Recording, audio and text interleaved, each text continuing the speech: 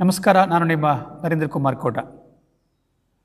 ಕಾಲ ಹಿಂದಕ್ಕೆ ಚಲಿಸುವುದಿಲ್ಲ, ಅದರ ಜೊತೆಗೆ ಹೆಜ್ಜೆ ಹಾಕದಿದ್ದರೆ ನಾವು ನಿಂತಲ್ಲೇ ನಿಂತಿರಬೇಕಾಗುತ್ತದೆ. ಕಾರಂತರ ಅನಿಸಿಕೆ ಇದು. ಹೌದು, ಕಾಲದ ಜೊತೆಯೊಂದಿಗೆ ನಾವು ಮುನ್ನಡೆಯಬೇಕು, ಸಾಗಬೇಕು, ಹೋಗಬೇಕು, ಸೇರಿಕೊಳ್ಳಬೇಕು. ವೀಕ್ಷಕ ಪ್ರಭುಗಳೇ, ಕಾರಂತ ಪ್ರತಿಷ್ಠಾನ ಕೋಟ, ಶಿವರಾಮ ಕಾರಂತ ಟ್ರಸ್ಟ್ ಉಡುಪಿ, ಕೊಡತಟ್ಟು ಗ್ರಾಮ ಪಂಚಾಯತ್ ಇವರ ಸಾರಥ್ಯದಲ್ಲಿ ವಾರಾಂತ್ಯ ಉಪನ್ಯಾಸ ಮಾಲಿಕೆ ನುಡಿಚೇತನ ಪರಿಚಯದ ಗಾಳಿ ಕಾರ್ಯಕ್ರಮಕ್ಕೆ ಆತ್ಮೀಯ ಸ್ವಾಗತವನ್ನು ಕೋರ್ತಾ ಇದ್ದೇವೆ. ಸಾಹಿತ್ಯದ ಪಲ್ಲಟಗಳು ಆಗಾಗ ನಡೀತಾ ಇರ್ತವೆ. ಅದರ ಪರಿವರ್ತನೆಗಳು ಒಂದು ಹೊಸ ಸಾಧ್ಯತೆಗಳಿಗೆ ಬೆಳಕಾಗುತ್ತದೆ. ಅಂಥ ಒಂದು ಕಾಲಘಟ್ಟವನ್ನು ಗಮನಿಸುವಾಗ ನಮ್ಮ ಸಾಹಿತ್ಯದ ಇತಿಹಾಸದಲ್ಲಿ ಕಾಣುವ ದೊಡ್ಡ ಮಹತ್ವದ ಘಟ್ಟವೆಂದರೆ ಅದು 12ನೆಯ ಶತಮಾನ. ಒಬ್ಬ ಸಾಮಾನ್ಯನಿಗೆ ಕೂಡ ಅರ್ಥವಾಗುವಂತಹ ಸರಳವಾಗಿ ಪಚನವಾಗುವ ವಚನ ಸಾಹಿತ್ಯದ ಕಾಲದ ಸಂಕ್ರಮಣ ಕಾಲ. ಇವತ್ತು ಆ ಕುರಿತು ನಮ್ಮೊಂದಿಗೆ ಮಾತಾಡಲಿಕ್ಕಿದ್ದಾರೆ ಕೋಟದ ವಿವೇಕ ಪದವಿ ಪೂರ್ವ ಕಾಲೇಜಿನ ಉಪನ್ಯಾಸಕರಾಗಿರುವಂಥ ಶ್ರೀ ಸದಾಶಿವ ಹೊಳರವರು. ಅವರನ್ನು ಪ್ರೀತಿಯಿಂದ ಬರಮಾಡಿಕೊಳ್ತಾ ಇದ್ದೇವೆ. ಯಕ್ಷಗಾನದಲ್ಲಿ ಆಸಕ್ತಿಯನ್ನು ಹೊಂದಿರುವ ಇವರು ಭಾಗವತವರಾಗಿ ಗುರುತಿಸಿಕೊಂಡವರು. ಸಾಹಿತ್ಯಿಕ ಸಾಂಸ್ಕೃತಿಕ ಚಟುವಟಿಕೆಗಳಲ್ಲಿ ತಾನು ತೊಡಗಿಸಿಕೊಂಡು ನೂರಾರು ವಿದ್ಯಾರ್ಥಿಗಳಿಗೆ ಆಸಕ್ತಿಯನ್ನು ಅರಳಿಸಿದವರು. ಸಾಹಿತ್ಯದ ಪ್ರೇರಣೆ ಜೊತೆಗೆ ಸಾಹಿತ್ಯದ ಬೇರೆ ಬೇರೆ ವಿಚಾರಗಳನ್ನು, ಮಗ್ಗಲುಗಳನ್ನು, ಆಯಾಮಗಳನ್ನು ತೆರೆದಿಟ್ಟವರು. ಬಹಳ ಮುಖ್ಯವಾಗಿರುವಂಥದ್ದು ಭವಿತವ್ಯದ ಬೆಳಕಾಗಿರುವಂತಹ ವಿದ್ಯಾರ್ಥಿಗಳನ್ನು ತಯಾರು ಮಾಡುವುದರಲ್ಲಿ ಇವರು ಮೊದಲಿಗರು. ಕಾಲೇಜಿನಲ್ಲಿ ಸಾಂಸ್ಕೃತಿಕ ಸ್ಪರ್ಧೆಗಳಿಗೆ ಮಕ್ಕಳನ್ನು ತಯಾರು ಮಾಡಿ ರಾಜ್ಯ ಮಟ್ಟಕ್ಕೆ ಬೆಳೆಸಿದವರು, ಎತ್ತರಕ್ಕೆ ಏರಿಸಿದವರು, ಕೊಂಡೊಯ್ದವರು. ಇವತ್ತು ನಮ್ಮೊಂದಿಗೆ ಅವರು ಸಾಹಿತ್ಯದ ವಿಚಾರಗಳನ್ನು, ಒಂದು ಘಟ್ಟದ ಪರಂಪರೆಯನ್ನು ನಮ್ಮೊಂದಿಗೆ ಹಂಚಿಕೊಳ್ಳಿಕ್ಕಿದ್ದಾರೆ. ಅವರಿಗೆ ಪ್ರೀತಿಯವಾದ ಸ್ವಾಗತವನ್ನು ಕೋರಿಕೊಳ್ಳುತ್ತಾ ಈ ಮಾತಿನ ಮಂಟಪಕ್ಕೆ ಅವರನ್ನು ಬರಮಾಡಿಕೊಳ್ತಾ ಇದ್ದೇವೆ. ನಮಸ್ಕಾರ.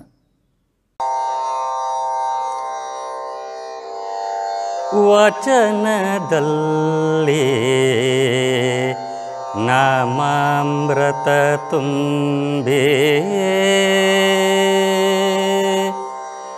ನಯನದಲ್ಲಿ ಮೂರುತಿ ತುಂಬಿ ಮನದಲ್ಲಿ ನಿಮ್ಮ ನೆನಹು ತುಂಬಿ ಕಿವಿಯಲ್ಲಿ ಕೀರುತಿ ತುಂಬಿ ಕೂಡಲ ಸಂಗಮ ದೇವಾ ನಿಮ್ಮ ಚರಣ ಕಮಲದೊಳಗಾನು ತುಂಬೆ ಕಮಲದೊಳಗಾನು ತುಂಬೆ ನಿಮ್ಮ ಚರಣ ಕಮಲದೊಳಗಾನು ತುಂಬೆ ವಚನದಲ್ಲಿ ನಾಮಾಮೃತ ತುಂಬೆ.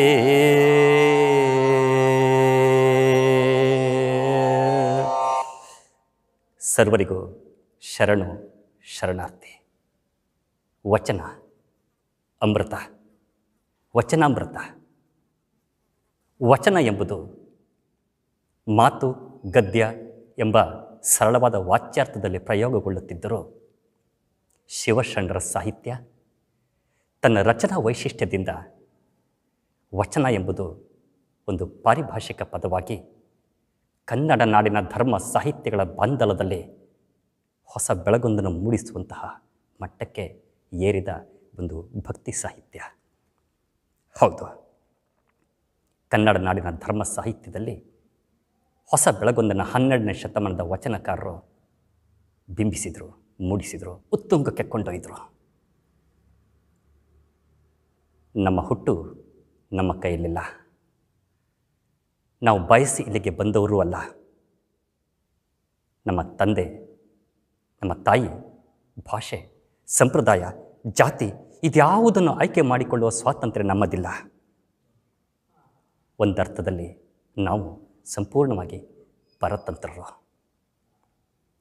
ಮಾನವನ ಅಹಂಕಾರ ಪ್ರವೃತ್ತಿಯನ್ನು ವಿಡಂಬಿಸುವ ವಚನಕಾರ ಪರಮಾತ್ಮನ ಸರ್ವಶಕ್ತತೆಯನ್ನು ಪ್ರತಿಷ್ಠಾಪಿಸುತ್ತಾರೆ. ಪ್ರತಿಯೊಬ್ಬರ ಜೀವಿತವು ನಾನು, ನನ್ನದು ಎಂಬ ಅಹಂಕಾರದಿಂದ ಬಿಂಬಿತವಾಗಿದೆ. ನಾನುವಿಗೆ ಸಂಬಂಧಿಸಿದ ಪದಗಳನ್ನು ಹೊತ್ತಿಸಿಕೊಂಡು ನಾನು, ನನ್ನನ್ನು, ನನ್ನಿಂದ, ನನ್ನಲ್ಲಿ ಹೀಗೆ ಎಲ್ಲ ವಿಭಕ್ತಿಗಳನ್ನು ಹೊತ್ತಿಸಿಕೊಂಡು ಸ್ವಪ್ರದರ್ಶನದ ಅಟ್ಟಹಾಸದಿಂದ ಮನುಷ್ಯ ಮೆರೆಯುತ್ತಿದ್ದಾನೆ. ಮೂಲತಃ ನಾನು ಎಂದರೆ ಏನು, ನಾನು ಎಂದರೆ ಯಾರು, ಈ ಪ್ರಶ್ನೆಗೆ ಉತ್ತರವನ್ನು ಕಂಡುಕೊಂಡರೆ ಬಹುಶಃ ನಾನುವಿಗೆ ಸಂಬಂಧಿಸಿದ ಎಲ್ಲ ಪದಗಳು ಅರ್ಥಗಳನ್ನು ಕಳೆದುಕೊಳ್ಳುವುದರಲ್ಲಿ ನಿಸ್ಸಂದೇಹ. ಹೌದು, ನಮ್ಮ ಅಹಂಕಾರ ಕರಗಿ ಹೋಗಬೇಕು. ನಾನು ಎಂಬುದು ಅಹಂಕಾರದ ಪ್ರತಿರೂಪ. ನಮ್ಮೊಳಗೆ ಅಹಂಕಾರ ಕರಗಿ ಹೋದರೆ, ಅಹಂಕಾರದಿಂದ ಮುಕ್ತರಾದರೆ ಸದ್ಭಾವನೆಗಳನ್ನು ನಮ್ಮ ಮನದಲ್ಲಿ ತುಂಬಿಸಿಕೊಳ್ಳಲು ಸಾಧ್ಯವಾಗುತ್ತದೆ. ಮೊದಲು ನಾವು 0 ಆಗಬೇಕು. ಅಹಂಕಾರದಿಂದ 0 ಆಗಬೇಕು. ನಾವು 0 ಯಾವುದೋ ಒಂದು 0 ನಮ್ಮನ್ನು ಮೇಲಕ್ಕೆತ್ತದೆ, ಉತ್ತುಂಗಕ್ಕೆ ಕೊಂಡೊಯ್ತದೆ. ನಾನುವಿಗೆ ಸಂಬಂಧಿಸಿದ ಅರ್ಥಗಳನ್ನು ಹುಡುಕುವ ಮೊದಲು ನಾನು ಎಂದರೆ ಏನು ಎಂಬುದನ್ನು ಕಂಡುಕೊಳ್ಳಬೇಕು. ಅನಂತವಾದ ವಿಶ್ವ, ಅನಂತವಾದ ವಿಶ್ವದಲ್ಲಿ ಭೂಮಿ ಒಂದು ಸಣ್ಣ ಮಣ್ಣಿನ ಮುದ್ದೆಗೆ ಸಮಾನ. ಈ ಮಣ್ಣಿನ ಮುದ್ದೆಯಂತಿರುವಂಥ ಭೂಮಿಗೆ ಅಂಟಿದಂಥ ಧೂಳಿನ ಕಣದಂತೆ ನಾವು ಯಕಶ್ಚಿತ್ ಮಾನವ. ಹೌದು, ವಿಶ್ವದ ಪರಿಕಲ್ಪನೆಯಲ್ಲಿ ಭೂಮಿಯ ರಚನೆ ವಿಶಿಷ್ಟವಾದದ್ದು. ವೈಜ್ಞಾನಿಕವಾಗಿ ಅಷ್ಟೇನೂ ಸಾಬೀತಾಗಿರದ ಆ ಕಾಲಘಟ್ಟದಲ್ಲಿ ಆದ್ಯ ವಚನಕಾರ ಎಂದು ಕರೆಸಿಕೊಂಡಿರುವಂಥ ದೇವರ ದಾಸಿಮಯ್ಯ ಹಾಡಿದ ಒಂದು ವಚನದ ಸಾಲು ನೆನಪಾಗ್ತದೆ. ಶರಧಿಯ ಮೇಲೆ ಧರೆಯ ಕರಗದಂತಿರಿಸಿದೆ, ಅಂಬರಕ್ಕೆ ಗದ್ದಿಗೆ ಬೋಧಿಗೆ ಇಲ್ಲದಂತಿರಿಸಿದೆ ರಾಮನಾಥ ಎಂಬ ಅಂಕಿತದಲ್ಲಿ. 3ನೇ 2 ಅಂಶ ನೀರನ್ನು ಈ ಭೂಮಿ ಹೊಂದಿದೆ, 1 ಅಂಶ ಮಾತ್ರ ಭೂಭಾಗ. ಮಜ್ಜಿಗೆಯೊಳಗಿನ ಬೆಣ್ಣೆಯಂತೆ ತೇಲುತ್ತಿರುವಂಥ ಈ ಭೂಪ್ರದೇಶ ಶರಧಿಯ ಮೇಲೆ ಧರೆಯನ್ನು ಕರಗದಂತಿರಿಸಿದೆ. ಭಗವಂತ ಥ್ಯಾಂಕ್ ಗಾಡ್ ಅನ್ನೋ ರೀತಿಯಲ್ಲಿ ಆತ ಬಿಂಬಿಸಿದ ಶೈಲಿ ಅಮೋಘವಾದುದು. ಅಂಬರ ರಾತ್ರಿಯ ಹೊತ್ತಿನಲ್ಲಿ ದಿಗಂತದೆಡೆಗೆ ದೃಷ್ಟಿ ಹಾಯಿಸಿದಾಗ ಅಸಂಖ್ಯಾತ ತಾರಾ ನಿಹವುಗಳು, ನಕ್ಷತ್ರ ಪುಂಜಗಳು ಕಣ್ಣಿಗೆ ಗೋಚರಿಸುತ್ತವೆ. ಅದೆಷ್ಟೋ ಜ್ಯೋತಿರ್ ವರ್ಷಗಳಷ್ಟು ದೂರದಲ್ಲಿರುವಂಥ ಅನಂತವಾದ ವಿಶ್ವದ ಪರಿಕಲ್ಪನೆ ನಮ್ಮನ್ನು ಬೆರಗಾಗಿಸ್ತದೆ. ಅನಂತ ವಿಶ್ವದಲ್ಲಿ ತೇಲುತ್ತಿರುವಂಥ ಈ ಭೂಮಿಗೆ ಯಾವುದೇ ರೀತಿಯಲ್ಲಿ ಆಘಾತವಾಗದಂತೆ, ಅಂಬರಕ್ಕೆ ಗದ್ದುಗೆ ಬೋದಿಗೆ ಇಲ್ಲದಂತೆ ಅಲ್ಲಿಯೇ ಇರಿಸಿದ್ದೀಯಲ್ಲ ಭಗವಂತ, ನೀನೆಷ್ಟು ಶ್ರೇಷ್ಠ ಎಂಬ ಅರ್ಥದಲ್ಲಿ ಬಿಂಬಿಸಿದ ಶೈಲಿ ವಚನಕಾರರದ್ದು. ಅಂತಾದ ಮೇಲೆ ಯಾವುದೋ ಕಾಣದ ಕೈ ನಮ್ಮನ್ನು ಕೈ ಹಿಡಿದು ಮುನ್ನಡೆಸ್ತಿದೆ. ಪಂಚಭೂತಗಳಿಂದ ಕೂಡಿದಂಥ ಈ ಪ್ರಪಂಚ, ಗಾಳಿ, ಬೆಳಕು, ನೀರು, ಭೂಮಿ, ಆಕಾಶ, ಪ್ರಕೃತಿಯ ಮಡಿಲಿನಲ್ಲಿ ನಮ್ಮನ್ನು ಇರಿಸಿಕೊಂಡು ತೂಗ್ತಾ ಇರುವಂಥ ಈ ಪ್ರಪಂಚದ ವಿಸ್ಮಯಕ್ಕೆ ಬೆರಗಾಗದವರು ಯಾರು? ಈಶಾವಾಸ್ಯಂ ಇದಂ ಸರ್ವಂ ಎಂಬ ಉಪನಿಷತ್ತಿನ ಸಾಲನ್ನು ಅದು ನೆನಪಿಸ್ತದೆ. ಈಶನಿಂದ ಈ ಪ್ರಪಂಚ ವಾಸಯೋಗ್ಯವಾಗಿದೆ ಎಂಬ ಅರ್ಥ ಅದು. ವಚನಕಾರರು ಅದೇ ಅರ್ಥದಲ್ಲಿ ಉಪನಿಷತ್ತಿನ ಅರ್ಥಗಳ ಮತ್ತೊಂದು ರೀತಿಯಲ್ಲಿ ಹೇಳ ಹೊರಟರು. ಹೌದು, ಭಗವಂತ ದಯಪಾಲಿಸಿದಂತಹ ಈ ಬದುಕು, ಈ ಜೀವನ ಎಲ್ಲವೂ ಪ್ರಸಾದ ತಾನೇ. ಪ್ರಸಾದ ರೂಪದಿಂದ ಬಂದದ್ದನ್ನು ನಾವು ಕೈಗೊಳ್ಳಬೇಕು. ಎಲ್ಲವನ್ನು ನಾವು ಇಲ್ಲಿಂದಲೇ ಪಡೆದದ್ದು. ನಾವು ಕೊಡುವುದು ಇಲ್ಲಿರುವುದನ್ನೇ ತಾನೇ. ನನ್ನದು ಎನ್ನುವುದು ಯಾವುದೂ ಇಲ್ಲ. ನಮ್ಮ ದಾಸರು ಹೇಳಿದಂತೆ ಕೆರೆಯ ನೀರನ್ನು ಕೆರೆಗೆ ಚೆಲ್ಲುವಂಥ ಪ್ರಯತ್ನ ನಮ್ಮದು. ಅಂತಾದ ಮೇಲೆ ನಮಗೇಕೆ ಅಷ್ಟೊಂದು ಅಹಂಕಾರ? ನಾನುವಿಗೆ ಸಂಬಂಧಿಸಿದ ಶಬ್ದಗಳು ಯಾಕೆ ನಮಗೆ? ಇಳೆ ನಿಮ್ಮ ದಾನ, ಬೆಳೆ ನಿಮ್ಮ ದಾನ, ಸುಳಿದು ಬೀಸುವ ಗಾಳಿ ನಿಮ್ಮ ದಾನ. ನಿಮ್ಮ ದಾನವನ್ನುಂಡು ಅನ್ಯರ ಹೊಗಳುವ ಕುನ್ನಿಗಳನ್ನೇನೆಂಬೆ ರಾಮನಾಥ. ದೇವರ ದಾಸಿಮಯ್ಯನ ಇನ್ನೊಂದು ವಚನಾಮೃತವಿದು. ಈ ಭೂಮಿ ನಿಮ್ಮ ದಾನ, ಈ ಬದುಕು ನಿಮ್ಮ ದಾನ, ಈ ಬೆಳೆ ನಿಮ್ಮ ದಾನ. ನಿಮ್ಮ ದಾನವನ್ನೇ ಉಂಡು ಅನ್ಯರ ಹೊಗಳುವಂಥ ಕುನ್ನಿ ಮಾನವರಂತೆ ಬದುಕುತ್ತಾವಲ್ಲ, ಅಂಥವರಿಗೆ ಏನೆನ್ನಬೇಕು? ಎತ್ತು ನಿಮ್ಮ ದಾನ, ಬಿತ್ತು ನಿಮ್ಮ ದಾನ, ಸುತ್ತಿ ಹರಿವ ಸಾಗರವೆಲ್ಲ ನಿಮ್ಮ ದಾನ. ನಿಮ್ಮ ದಾನವನ್ನುಂಡು ಅನ್ಯರ ಹೊಗಳುವ ಕುನ್ನಿಗಳನ್ನೆಂಬ ರಾಮನಾಥ ಇನ್ನೊಂದು ವಚನದಲ್ಲಿ. ಹೌದು, ಈ ಎತ್ತು, ಈ ಬಿತ್ತನೆಯ ಬೀಜ ಎಲ್ಲ ಭಗವಂತನ ಕೊಡುಗೆ ತಾನೆ. ಸುತ್ತಿ ಹರಿವ ಸಾಗರವೆಲ್ಲ ಜಲ ಮೂಲಗಳೆಲ್ಲ ಭಗವಂತನ ಕೊಡುಗೆ ತಾನೆ. ಈ ಬದುಕು ಭಗವಂತನ ಕೊಡುಗೆ ತಾನೆ.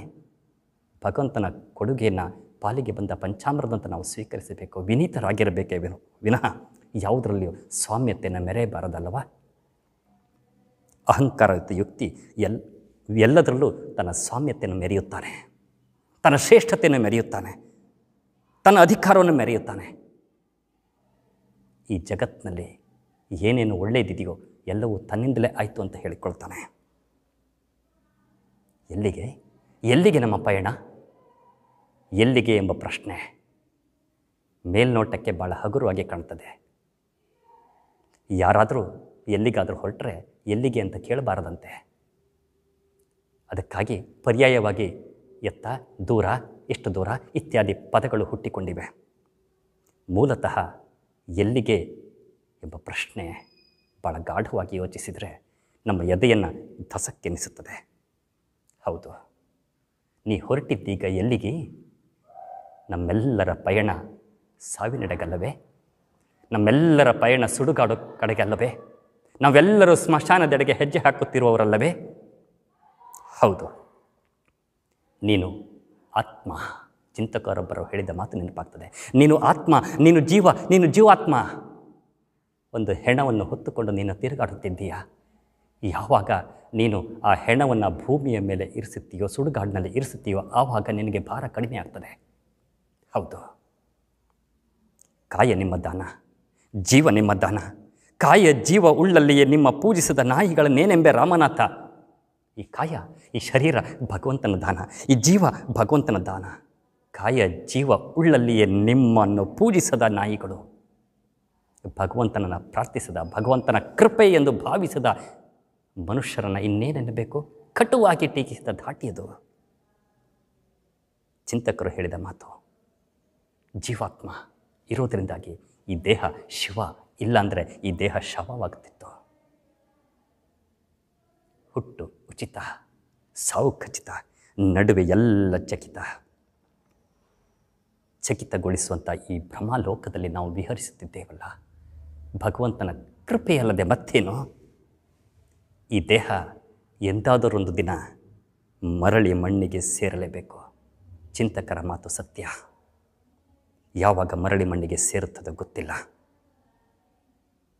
ಎಷ್ಟೋ ಸರಿ ನಮಗನಿಸಿದ್ದುಂಟು,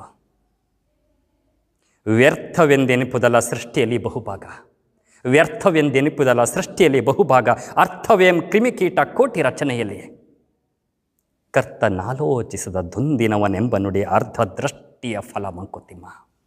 ಹೌದು, ಎಷ್ಟೋ ಸಾರಿ ಈ ಪ್ರಪಂಚವನ್ನು ಗಮನಿಸಿದಾಗ ಡಿ ವಿ ಜಿಯವರ ಮಾತು ನೆನಪಾಗ್ತದೆ. ವ್ಯರ್ಥವೆಂದೆನಿಪುದಲ್ಲ ಸೃಷ್ಟಿಯಲ್ಲಿ ಬಹುಭಾಗ, ಸೃಷ್ಟಿಯಲ್ಲಿ ಬಹುಭಾಗ ವ್ಯರ್ಥವಾಗಿ ಇದ್ದಂತೆ ಭಾಸವಾಗ್ತದೆ. ಮನುಷ್ಯನಿಗೆ ವಾಸ ಯೋಗ್ಯವಲ್ಲದ ಅನೇಕ ಭಾಗಗಳು ವ್ಯರ್ಥವಾಗಿರುತ್ತದೆ ನಮಗೆ ಕಂಡು ಬರಬಹುದು. ಅರ್ಥವೇಂ ಕ್ರಿಮಿಕೀಟ ಕೋಟಿ ರಚನೆಯಲ್ಲಿ. ಏನರ್ಥ? ಕೋಟಿ ಜೀವ ವೈವಿಧ್ಯತೆಗಳು ಈ ಪ್ರಪಂಚದಲ್ಲಿ ತುಂಬಿಕೊಂಡಿವೆಯಲ್ಲ, ಯಾಕೆ ಬೇಕಾಗಿತ್ತು ಇದು? ಕರ್ತನು ಭಗವಂತನ ಆಲೋಚಿಸಿದ ದುಂದಿನವನೆಂಬ ನುಡಿ ಇದೆಯಲ್ಲ, ಅದು ಕೇವಲ ಅರ್ಧದೃಷ್ಟಿಯ ಫಲವಲ್ಲದೆ ಮತ್ತೇನು? ಅರ್ಧದೃಷ್ಟಿಯ ಫಲದಿಂದ ಹಾಗೆ ಭಾವಿಸುವುದಿದೆಯಲ್ಲ, ಅದು ನಮ್ಮ ಅಜ್ಞಾನವನ್ನೇ ಸೂಚಿಸ್ತದೆ.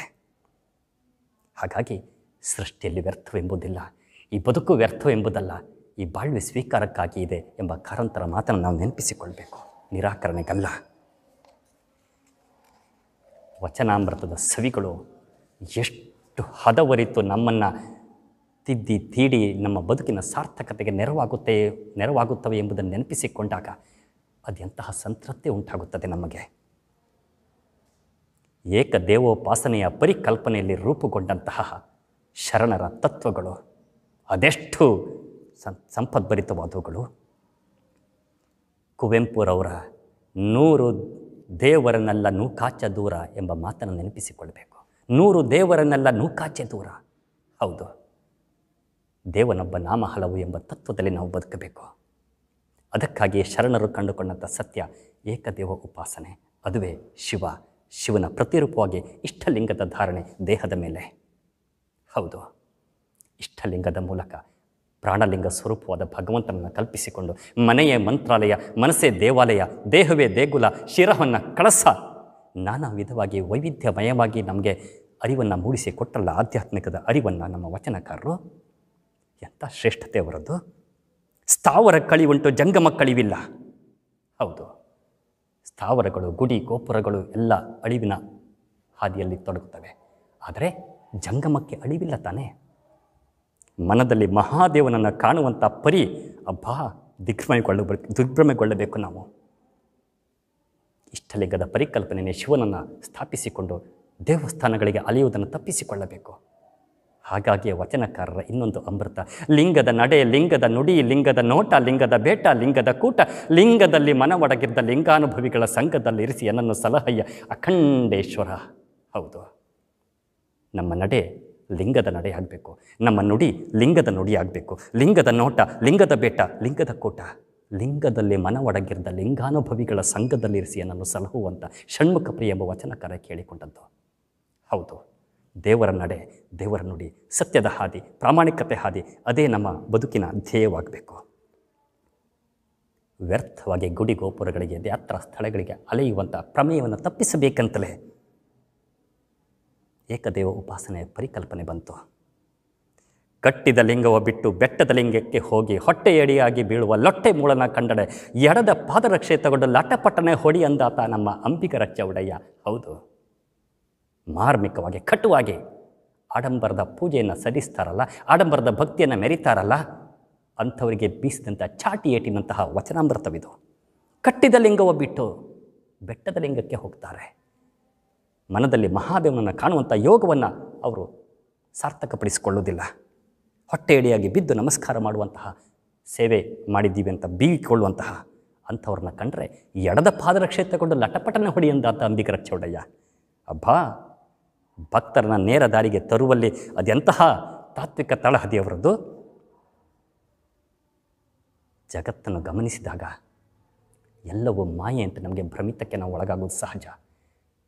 ಹೆಣ್ಣು ಮಾಯೆ ಎಂಬರು ಹೆಣ್ಣು ಮಾಯೆಯಲ್ಲ, ಹೊನ್ನು ಮಾಯೆ ಎಂಬರು ಹೊನ್ನು ಮಾಯೆಯಲ್ಲ, ಮಣ್ಣು ಮಾಯೆ ಎಂಬರು ಮಣ್ಣು ಮಾಯೆಯಲ್ಲ, ಮನದ ಮುಂದಣ ಆಸೆಯ ಮಾಯ ಕಾಣ ಗುಹೇಶ್ವರ.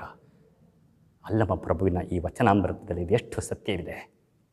ಹೆಣ್ಣು ಮಾಯೆಯಲ್ಲ, ಹೊನ್ನು ಮಾಯೆಯಲ್ಲ, ಮಣ್ಣು ಮಾಯೆಯಲ್ಲ, ಮನದ ಮುಂದಿನ ಆಸೆ ಇದೆಯಲ್ಲ, ಆಸೆ ಮಾಯ ಕಾಣ ಗುಹೇಶ್ವರ. ಆಸೆಗೆ ಒಳಗಾಗಬಾರದು ಎಂಬ ತಾತ್ವಿಕವಾದ ತಳಹದಿ. ಮನಸ್ಸನ್ನು ಏಕೀಕೃತಗೊಳಿಸಿಕೊಂಡು ಭಗವಂತನಿಗೆ ನಮ್ಮನ್ನು ನಾವು ಸಮರ್ಪಿಸಿಕೊಳ್ಳುವಂಥ ದಾರಿಯನ್ನು ತೋರಿಸಿಕೊಟ್ಟಂಥ ರೀತಿಯದು. ಆಸೆಗೆ ಸತ್ತುದು ಕೋಟಿ, ಆಮಿಷಕ್ಕೆ ಸತ್ತುದು ಕೋಟಿ, ಹೆಣ್ಣು ಹೊನ್ನು ಮಣ್ಣಿಗೆ ಸತ್ತುದು ಕೋಟಿ, ಗುಹೇಶ್ವರ ನಿನಗಾಗಿ ಸತ್ತವರನ್ನ ಯಾರನ್ನೂ ಕಾಣೆ. ಜ್ಞಾನಿ ಅಂತ ಕರೆಸಿಕೊಂಡ ಅಲ್ಲಮ ಪ್ರಭುವಿನ ವಚನಾಮೃತವಿದು. ಆಸೆಗಾಗಿ ಜನರು ಸಾಯ್ತಾರೆ, ತಮ್ಮನ್ನು ತಾವು ಬಲಿ ಕೊಟ್ಕೊಳ್ತಾರೆ. ಆಮಿಷಕ್ಕೆ ಒಳಗಾಗಿ ತಮ್ಮನ್ನು ತಾವು ಬಲಿ ಕೊಟ್ಕೊಳ್ತಾರೆ. ಹೆಣ್ಣು ಹೊನ್ನು ಮಣ್ಣಿಗಾಗಿ ತಮ್ಮನ್ನು ತಾವು ತ್ಯಾಗ ಮಾಡ್ತಾರೆ. ಆದರೆ ಭಗವಂತನಿಗಾಗಿ ತಮ್ಮನ್ನು ತಾವು ಅರ್ಪಿಸಿಕೊಂಡವರು ಎಷ್ಟು ಮಂದಿ ಇದ್ದಾರೆ? ಭಗವಂತನಿಗಾಗಿ ಈ ದೇಹವನ್ನು ಕೃತಾರ್ಥತೆಯನ್ನು ಸಾಧಿಸಿದವರು ಎಷ್ಟು ಮಂದಿ ಇದ್ದಾರೆ? ನಮಗೆ ನಾವು ಪ್ರಶ್ನೆ ಹಾಕ್ಕೊಳ್ಬೇಕು. ಕಾಯ. ಕಾಯ ಅಂದರೆ ದೇಹ. ಕಾಯದಿಂದಲೇ ಕಾಯಕ. ಕೆಲಸಕ್ಕೆ ಇರುವಂಥ ಪಾವಿತ್ರ್ಯತೆಯನ್ನು ಕಾಯಕ ಎಂಬ ಮಹತ್ವದಲ್ಲಿ ಅವರು ಪರಿಗಣಿಸಿದರು. ಕಾಯಕದಿಂದಲೇ ಮುಕ್ತಿ ಅಂತ ತೋರಿಸಿಕೊಟ್ರು. ಕರ್ತವ್ಯವೇ ದೇವರು ಅಂತ ತೋರಿಸಿಕೊಟ್ರು. ಕಾಯಕವೇ ಕೈಲಾಸ ಅಂತ ತೋರಿಸಿದರು.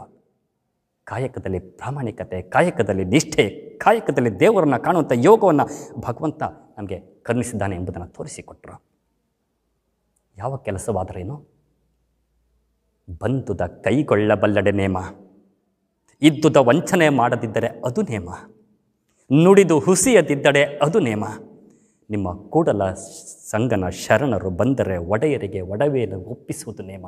ಹೌದು, ಭಗವಂತನ ಹೆಸರಿನಲ್ಲಿ ವ್ರತ ನೇಮಾದಿಗಳನ್ನು ಆಚರಿಸಿಕೊಂಡು ಆಡಂಬರದಿಂದ ಸ್ವಪ್ರದರ್ಶನಕ್ಕೆ ತೊಡಗುತ್ತಾರಲ್ಲ, ಅಂಥವರಿಗೆ ಹೇಳಿದಂಥ ಬುದ್ಧಿ ಮಾತಿದು. ಬಂದುದನ್ನು ಕೈಗೊಳ್ಳಬೇಕು. ಪಾಲಿಗೆ ಬಂದದ್ದು ಪಂಚಾಮೃತ. ಯಾವ ವೃತ್ತಿ ಆದರೇನು ಭಗವಂತನ ಸೇವೆ ಮಾಡುವಂಥ ಅವಕಾಶ ಅಂತ ಭಾವಿಸ್ಕೊಳ್ಬೇಕು. ಈ ಕಾಯ ಇರುವುದೇ ಕಾಯಕಕ್ಕಾಗಿ ಅಲ್ಲವೇ? ಬಂದುದನ್ನು ಕೈಕೊಳ್ಳಬಲ್ಲಡೆ ಅದು ನಿಜವಾದ ನೇಮ.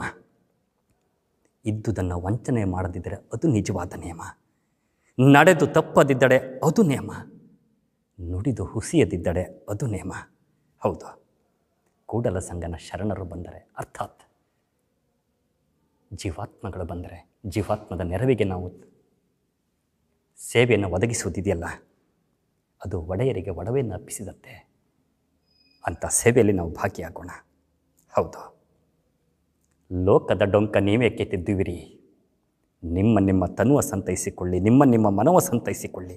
ನೆರೆಮನೆಯ ದುಃಖಕ್ಕೆ ಅಳುವವರ ಮೆಚ್ಚ ನಮ್ಮ ಕೂಡಲ ಸಂಗಮ ದೇವ. ಲೋಕದ ಡೊಂಕ ತಿದ್ದುವ ಮೊದಲು ನಮ್ಮನ್ನು ನಾವು ತಿದ್ದಿಕೊಳ್ಳಬೇಕು. ನಮ್ಮ ವ್ಯಕ್ತಿತ್ವವನ್ನು ನಾವು ರೂಪಿಸಿಕೊಳ್ಬೇಕು.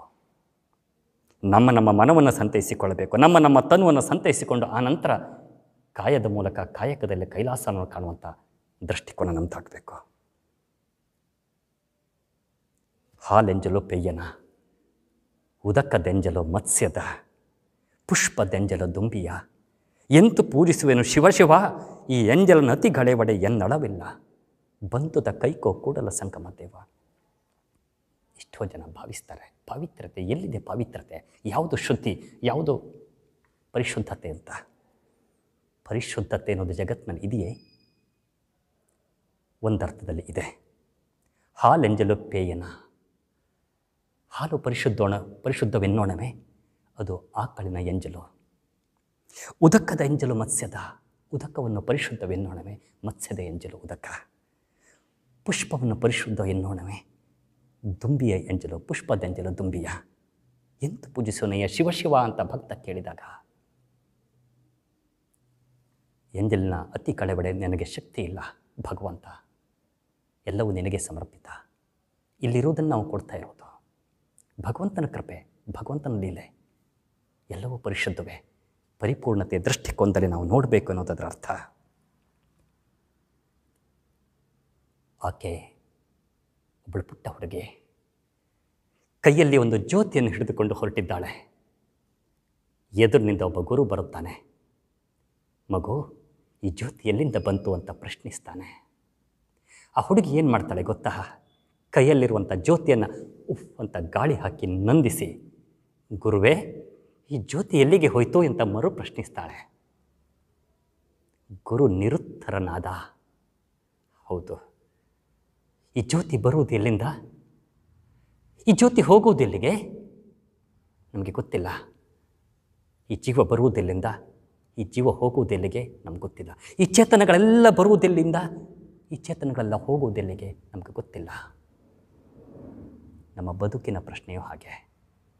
ಬೆಳಕಿನ ಕುರಿತಾದ ಈ ಪ್ರಶ್ನೆಗೆ ನಮ್ಮಲ್ಲಿ ಹೇಗೆ ಉತ್ತರವಿಲ್ಲವೋ, ನಮ್ಮ ಬದುಕು ಕೂಡ ಹಾಗೆ. ಮೊದಲ ಮತ್ತು ಕೊನೆಯ ಪುಟಗಳಿಲ್ಲದ ಒಂದು ಪುಸ್ತಕದಂತೆ ನಮ್ಮ ಬದುಕು. ಮೊದಲ ಪುಟಗಳಿಲ್ಲದ, ಕೊನೆಯ ಪುಟಗಳಿಲ್ಲದ ಒಂದು ಕತೆ ಪುಸ್ತಕ ಅಂತ ಭಾವಿಸಿಕೊಂಡ್ರೆ, ಮೊದಲ ಪುಟಗಳು ಇಲ್ಲ ಅಂತ ಆದಲ್ಲಿ ಆ ಕತೆ ಹೇಗೆ ಪ್ರಾರಂಭ ಆಯಿತು ಅಂತ ಗೊತ್ತಿಲ್ಲ. ಆ ಕತೆ ಲೇಖಕ ಯಾರು ಅಂತ ನಮಗೆ ಗೊತ್ತಿಲ್ಲ. ಕೊನೆಯ ಪುಟಗಳು ಇಲ್ಲ ಅಂತ ಆದಲ್ಲಿ ಈ ಕತೆ ಹೇಗೆ ಮುಕ್ತಾಯ ಆಗ್ತದೆ ಅನ್ನೋದು ನಮಗೆ ಗೊತ್ತಿಲ್ಲ. ನಮ್ಮ ಬದುಕು ಕೂಡ ಹಾಗೆ.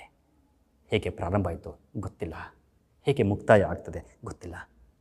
ಯಾವುದೋ ಒಂದು ಪುಟದ ಒಂದು ಅಕ್ಷರದಂತೆ ಈ ಕ್ಷಣದಲ್ಲಿ ನಾವಿದ್ದೇವೆ ಅಷ್ಟೇ. ವರ್ತಮಾನ ಕಾಲ ಎನ್ನುವುದೇ ಕ್ಷಣಿಕ. ವರ್ತಮಾನ ಎನ್ನುವಷ್ಟರಲ್ಲೇ ಅದು ಭೂತಕ್ಕೆ ಸಂದಿರ್ತದೆ. ಹೌದು, ಜೀವನವು ಕ್ಷಣಿಕವಾದ್ದೆ, ಕಾಲವು ಕ್ಷಣಿಕವಾದ್ದೆ. ಜೀವನ ಕತೆ ಅಂತೆ ನಮಗೆ ಗೊತ್ತಿಲ್ಲ ಅಂತ ಆದಮೇಲೆ ಬದುಕಿದ್ದಷ್ಟು ದಿನ ಎಷ್ಟು ಸಾಧ್ಯವೋ ಅಷ್ಟು ನಮ್ಮನ್ನು ನಾವು ತೆಗೆದುಕೊಂಡು ಪರಮಾತ್ಮನ ಕೃಪೆಗೆ ಒಳಗಾಗಿ ನಮ್ಮ ಬದುಕನ್ನು ಆಧ್ಯಾತ್ಮಿಕ ಪಥದಲ್ಲಿ ಮುನ್ನಡೆಸುವಂತಾಗಬೇಕಲ್ಲವೇ? ನಾವೆಲ್ಲ ಪಯಣಿಗರು. ಹೌದು, ಬದುಕಿನ ಬಂಡಿಯ ಪಯಣಿಗರು ನಾವೆಲ್ಲ. ಈ ಬದುಕಿನ ಬಂಡಿಯ ಪಯಣದಲ್ಲಿ ಇಳಿಯಲೇಬೇಕಾಗ್ತದೆ ಎಂಬ ಸತ್ಯದ ಅರಿವು ನಮಗಿದೆ. ಆದರೆ ಯಾವಾಗ ಇಳಿಬೇಕು, ಎಲ್ಲಿ ಇಳಿಬೇಕು ನಮಗೆ ಗೊತ್ತಿಲ್ಲ. ಬೆಳಕಿನ ಕುರಿತಾದ ಪ್ರಶ್ನೆಯಂತೆಯೇ ಜೀವನದ ಹುಟ್ಟು ಸಾವಿನ ಕುರಿತ ಪ್ರಶ್ನೆಯು ಅದೇ ರೀತಿಯಲ್ಲಿ ಅಜ್ಞಾತವಾದುದು. ನಶ್ವರವಾದ ಬದುಕಿನ ಕ್ಷಣ ಕ್ಷಣವೂ ಆ ಕರುಣೆಯ ಕಣ್ಣು ನಮ್ಮನ್ನು ಕಾಪಾಡಲೆಂಬುದೇ ನಮ್ಮೆಲ್ಲರ ಹರಕೆ ಆಗಬೇಕು, ಆಶಯ ಆಗಬೇಕು. KS ನರಸಿಂಹಸ್ವಾಮಿಯವರ ಒಂದು ರಚನೆ ನೆನಪಾಗ್ತದೆ. ಮೈಸೂರು ಮಲ್ಲಿಗೆಯ ಖ್ಯಾತಿಯ ಕವಿ. ದೀಪವು ನಿನ್ನದೇ, ಗಾಳಿಯು ನಿನ್ನದೇ, ಆರದಿರಲಿ ಬೆಳಕು. ದೀಪವು ನಿನ್ನದೇ, ಗಾಳಿಯು ನಿನ್ನದೇ, ಆರದಿರಲಿ ಬೆಳಕು. ಕಡಲು ನಿನ್ನದೇ, ಹಡಗು ನಿನ್ನದೇ, ಮುಳುಗದಿರಲಿ ಬದುಕು. ಆಗೊಂದು ಸಿಡಿಲು, ಈಗೊಂದು ಮುಗಿಲು, ನಿನಗೆ ಅಲಂಕಾರ. ಅಲ್ಲೊಂದು ಹಕ್ಕಿ, ಇಲ್ಲೊಂದು ಮುಗುಳು, ನಿನಗೆ ನಮಸ್ಕಾರ, ನಿನಗೆ ನಮಸ್ಕಾರ. ದೀಪವು ನಿನ್ನದೇ, ಗಾಳಿಯು ನಿನ್ನದೇ, ಆರದಿರಲಿ ಬೆಳಕು. ದೈವ ಲೀಲೆಯಲ್ಲಿ ತಲೆಬಾಗುವ ಕವಿವಾಣಿಯಲ್ಲಿ ನಾವು ಕೈಜೋಡಿಸೋಣವೇ? ಜೀವಿಗಳ ಸಮುದಾಯದಲ್ಲಿ ಮಾನವನೇ ಶ್ರೇಷ್ಠ ಎಂದು ಸಾರಿದವರಿದ್ದಾರೆ. ಮಾನವತೆಯ ಪರಿಪೂರ್ಣತೆಯ ದೇವತ್ವ ಎಂದು ಸಾರಿದವರಿದ್ದಾರೆ. ಮಾನವ ಮಾನವೀಯತೆಯನ್ನು ಮರೆತು ದಾನವನಾಗುತ್ತಾನೆ ಅಂತಾದ ಮೇಲೆ ಮಾನವ ಮಾನವೀಯತೆಯನ್ನು ಮೆರೆದು ಮಾಧವನಾಗಬಲ್ಲ ಎಂಬುದನ್ನು ಸಾರಿದವರಿದ್ದಾರಲ್ಲವೇ? ನರನು ನರೋತ್ತಮನಾಗುವ ರೀತಿಯನ್ನು ತಿಳಿಸಿಕೊಟ್ಟವರಿದ್ದಾರೆ. ಪುರುಷೋತ್ತಮನಾಗುವ ಯೋಗವನ್ನು ಕಲ್ಪಿಸಿಕೊಟ್ಟವರಿದ್ದಾರೆ. ಮಾನವತ್ವದಲ್ಲಿ ಮಾಧವತ್ವ ವ್ಯಕ್ತವಾಗಬೇಕು. ಮಾನವ ಮಹಾದೇವನಾಗುವ ಪರಿ ಇಂತು ಎಂದು ವಚನಾಮೃತ ಸಾರಿತು. ಹೌದು, ಅಲ್ಲಿದೆ ನಮ್ಮನೆ, ಇಲ್ಲಿ ಬಂದೆ ಸುಮ್ಮನೆ. ಅಲ್ಲಿದೆ ನಮ್ಮನೆ, ಇಲ್ಲಿ ಬಂದೆ ಸುಮ್ಮನೆ. ನಾನುವಿನ ಸಮರ್ಪಣೆ ಆದಾಗ, ನಾನುವಿನ ಸಮರ್ಪಣೆ ಭಗವಂತನಲ್ಲಿ ಆದಾಗ ಅದೆಂಥ ಕೃತಾರ್ಥತೆ. ವಚನಕಾರರಲ್ಲಿ ಅಕ್ಕ ಎಂದು ಕರೆಸಿಕೊಂಡಿರುವಂಥ ಅಕ್ಕ ಮಹಾದೇವಿಯ ಒಂದು ವಚನದಲ್ಲಿ ಎಷ್ಟು ಸ್ಪಷ್ಟವಾಗಿ ಅದನ್ನು ತೋಡಿಕೊಂಡಿದ್ದಾಳೆ. ಲಿಂಗವೆನ್ನೆ, ಲಿಂಗೈಕ್ಯವೆನ್ನೆ, ಆಯಿತೆನ್ನೆ, ಆಗದೆನ್ನೆ, ನೀನೆನ್ನೆ, ನಾನೆನ್ನೆ, ಸಂಘವೆನ್ನೆ, ಸಮರಸವೆನ್ನೆ. ಚನ್ನಮಲ್ಲಿಕಾರ್ಜುನ ಲಿಂಗೈಕ್ಯವಾದ ಬಳಿಕ ಏನೂ ಎನ್ನೆ, ಏನೂ ಎನ್ನೆ, ನಾನು ಏನೂ ಎನ್ನೆ. ಹೌದು, ಶರಣು ಶರಣು ಶರಣು ಸಮರ್ಪಣೆ ಮಾತ್ರ ನಮಗಿರುವ ದಾರಿ.